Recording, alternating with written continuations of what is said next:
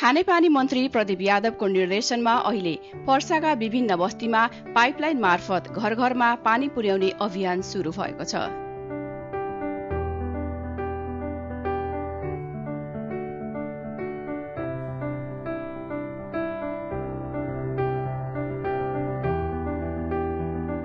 वीरगञ्ज महानगरपालिका मात्र होइन, पर्सा जिल्लाका धेरै पालिकामा पानीका मुहान सुक्न थालेपछि स्थानीयवासीहरूले विगत केही वर्षदेखि ठूलो समस्या भोग्दै आएका थिए।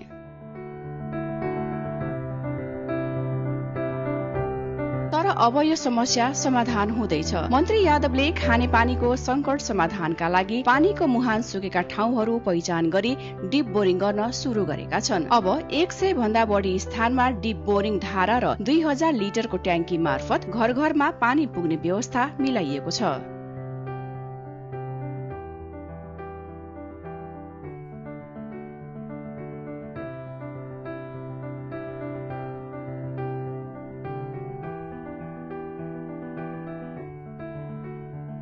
पानी पाउँदा स्थानीयहरू निकै हर्षित छन्। उनीहरू मन्त्री यादव प्रति आभार व्यक्त गर्दै अबको गर्मीयाम सहज हुनेमा आशावादी छन्।